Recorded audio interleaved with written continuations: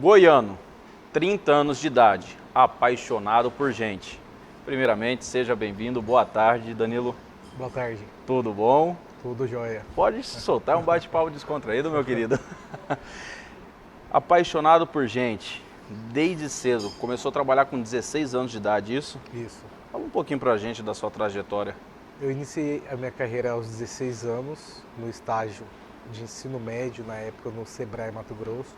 Eu sempre falo que eu pude fazer do estágio a melhor fase da minha vida. No estágio é a oportunidade inquestionável que o estudante tem justamente de conciliar o dia a dia da escola, da faculdade, com o dia a dia da organização. Então, nesse estágio, eu pude fazer realmente, de fato, E aonde, a melhor fase e da aonde minha vida. que cria personalidades e cidadãos, né? Que no estágio, você com 16 anos foi seu primeiro estágio. Você estudava e trabalhava. Exatamente. Então você com 16 anos começou a ter consciência do que é começar a ser uma pessoa adulta, Já ter tinha que responsabilidades. conseguir conciliar essas Conciliar duas as responsabilidades. coisas, Estudar bem, tirar boas notas. e Trabalhar, ainda ter realizar o responsabilidade estágio. no trabalho, compromissos e horários. Exatamente. E no estágio também eles investiam muito nos cursos de capacitação.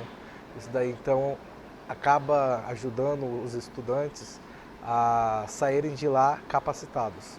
Formado em Direito, Exatamente. atua?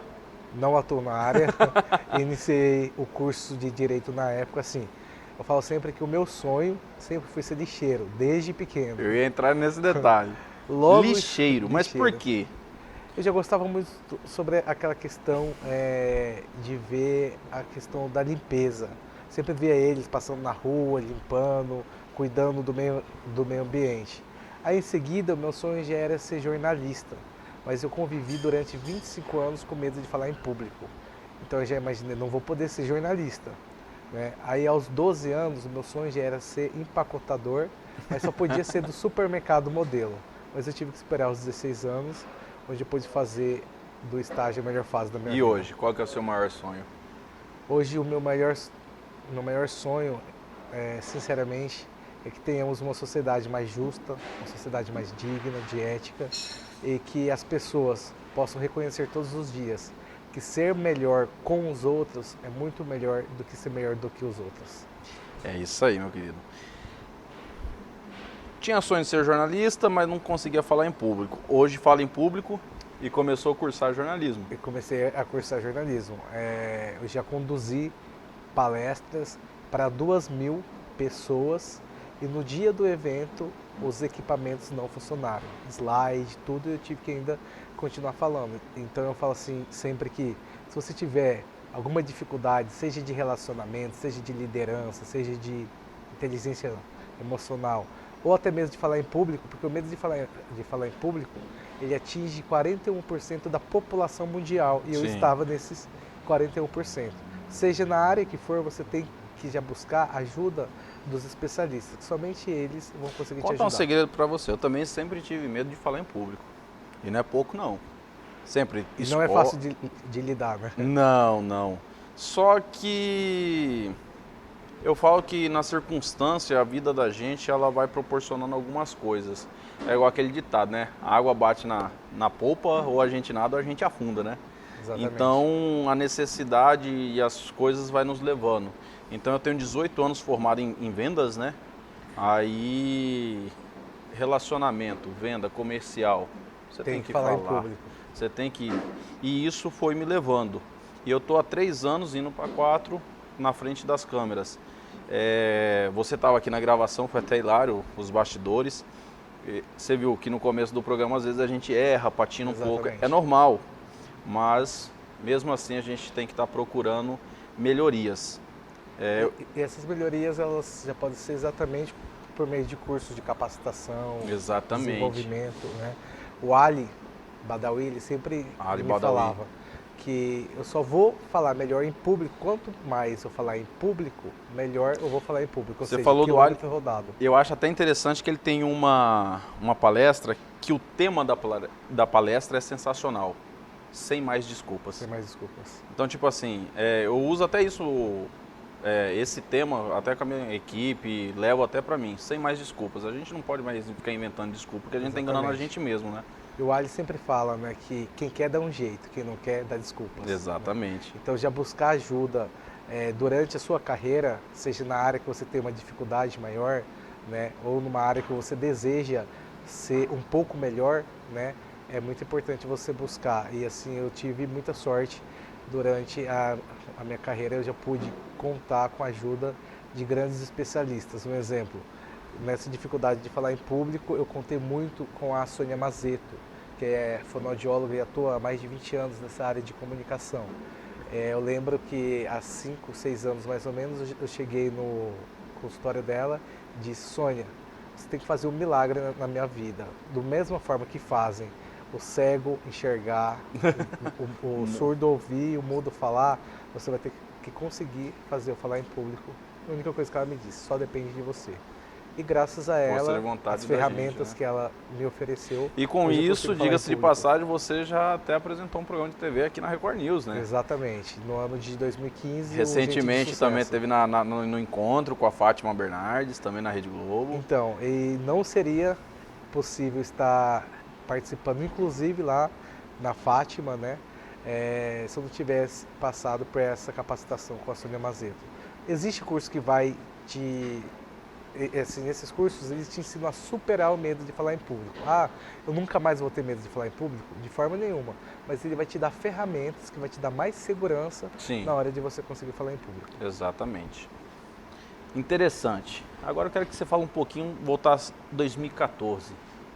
AGE. O que é a AGE? O que significa a AGE? Você que foi um dos fundadores, né? Explica para as pessoas que estão em casa. Eu, juntamente com o Vinícius Pardi e alguns outros jovens, com a missão de fomentar negócios entre os jovens, o relacionamento e o desenvolvimento, nós fundamos no ano de 2014, coincidência ou não, exatamente 10 anos depois, no dia 10 de março de 2014, no dia 10 de março de 2004, eu iniciei meu estágio no Sebrae. No dia 10 de março de 2014, nós fundamos a AGE Mato Grosso com esse objetivo de desenvolver novas lideranças, o relacionamento entre os jovens, gerar novos negócios e também para que o jovem pudesse ter representatividade. E na AGE nós oferecemos diversos cursos, capacitações, que é onde eu fiquei durante o período de 4 anos, né? Uhum. E agora quem assumiu é o Vinícius Pardi. Certo. E esse ano você pegou um novo desafio, recentemente. Esse ano o meu novo desafio é a diretoria, presidência da CDL Jovem, né? Onde a nossa missão é justamente desenvolver a liderança no jovem, potencializar esse desejo de montar o seu negócio, de gerar riqueza. Você sempre trabalhando no meio jovem. Qual que é a sua afinidade? O que te leva sempre? AGE, CDL Jovens, você que procura ou você atrai? Então, eu falo que a gente, se a gente tiver que olhar o outro, que seja sempre para ajudar, né? Então, assim, eu utilizo ao máximo das minhas oportunidades. Então, o que a vida me oferece de oportunidade, a gente acaba agarrando ela.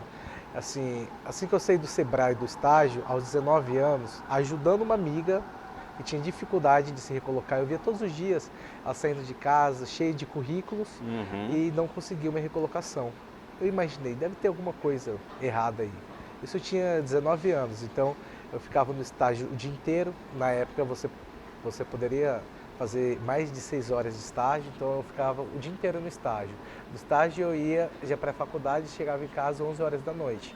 Então, assim, eu via ela com essa dificuldade de se recolocar. Eu pedi para dar uma olhada no currículo dela. Eu vi que tinha diversos erros, cada linha era de uma cor, diversas fontes. E com essa ideia de ajudar, eu fiz um novo currículo, né? Com esse novo currículo, eu imaginei, do que vai adiantar ela ter um novo currículo se ela não souber onde levar? Né? Eu criei uma lista com diversos e-mails, com mais ou menos 25 e-mails diretamente dos RHs. E disparei o currículo dela na cópia oculta, mais ou menos 25 e-mails. Esse envio foi realizado mais ou menos 2h30 da manhã. 9 horas da manhã ela foi chamada para participar da seleção. No mesmo dia, ela já participou de seleção e às 15 horas do mesmo dia, ela recebeu a notícia que tinha sido recolocada. Aí com essa lista eu fiz o currículo da minha irmã, que na época também estava em busca de recolocação. Ela foi chamada também já para participar de algumas seleções. E aí eu comecei a elaborar o currículo dos amigos. E aí eu enxerguei uma oportunidade de negócio. Interessante. Além de tudo isso, CDL, Ágil, você também tem uma empresa que é a R Danilo. Isso. Isso? Nós atuamos, que já iniciou, né, aos 19 anos. A nossa missão, a nossa marca é a paixão por gente. Então, se caso a pessoa desejar ser colaborador de lá, muitas vezes a gente nem exige a questão da experiência. Experiência você pode ensinar, sim, mas tem um valor, né, que engloba tudo, é paixão por gente, é exatamente o respeito, né, pelo outro. Eu falo lá que a gente tem que utilizar, além da paixão por gente, a questão do Ubuntu, eu sou porque somos. E a pessoa que está em busca de uma recolocação, eu falo que muitas vezes ela pode ser semelhante a uma pessoa que está doente, né? Então ela vai lá justamente já buscando essa ajuda de conseguir essa recolocação. Da mesma forma que uma pessoa vai no hospital, porque ela está doente, ela já precisa de uma medicação. O que nós temos que fazer? Nós temos que ter um atendimento humanizado, nós temos que dar um retorno, nós temos, o candidato merece o respeito, merece o feedback, sendo selecionado ou não. Então esse é um dos nossos maiores valores, paixão por gente, a ética e o respeito.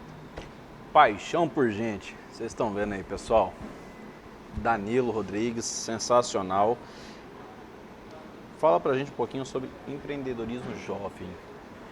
Com esse, já estamos chegando no final do bate-papo, nosso tempo é muito curto. Você vai vir mais vezes, eu faço questão de você vir mais vezes no nosso programa, mas eu quero que você dê algumas dicas, as essenciais. Não vamos nos aprofundar muito porque nosso tempo é curto, senão a gente vai deixar algumas coisas pendentes. Mas faz algum tópico, 1 ou 2 dicas principais para os jovens que estão começando e querendo engrenar agora. Esse desejo, né? Esse desejo que estão querendo começar agora a engrenar no mercado de trabalho. Eu falo sempre que o jovem ele pode ser empreendedor ou intraempreendedor, né? Ou seja, você pode empreender no seu CNPJ ou você pode empreender no CNPJ do outro. Ou seja, se você desejar ser colaborador, funcionário, tem o sentimento de dono. Porque se você tiver o sentimento de dono, sem dúvidas nenhuma, você vai chegar ao sucesso. Esse seria o intraempreendedor. E se você for empreendedor, antes de mais nada, você tem que ter paixão pelo que você faz. Você tem que ter disponibilidade, não é, eu vou atuar somente 8 horas por dia.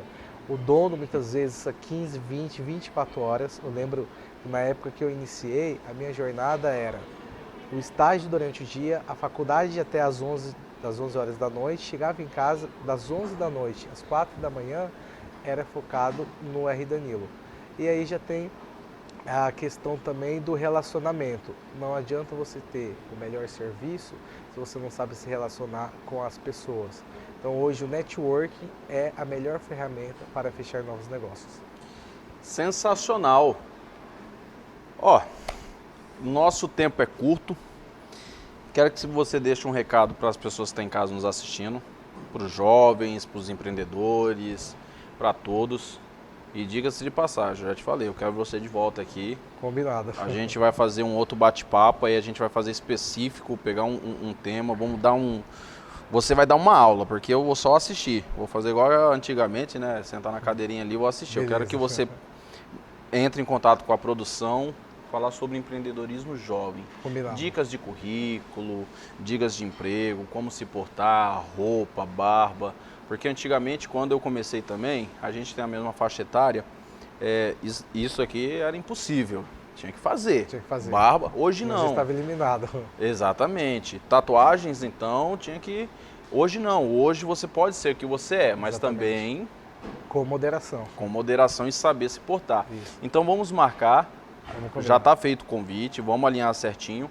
Você vem aqui falar sobre empreendedorismo jovem. Combinado. Tá bom? Dar dicas para essa moçada que está começando agora no mercado de trabalho. Beleza. Então. E de antemão já deixa um recadinho especial para a galera. Vou deixar um recado às pessoas que estão em busca de recolocação para não desistirem, né? Porque muitas vezes eles levam os currículos, já participam de uma seleção e aí falam, mas eu não fui selecionado. Mas não pode esquecer que além dele existem vários outros candidatos, que a hora dele vai chegar. E a gente nunca já pode esquecer, eu sempre utilizo essa mensagem que ela pode utilizar na sua vida pessoal, na sua carreira, onde for. Ser feliz com os outros é muito melhor do que ser mais feliz do que os outros. Ou seja, sempre que você puder ajudar alguém, você pode estender a sua mão. Meu querido, muito obrigado, uma boa tarde. Boa tarde. E a gente já volta com um bate-papo.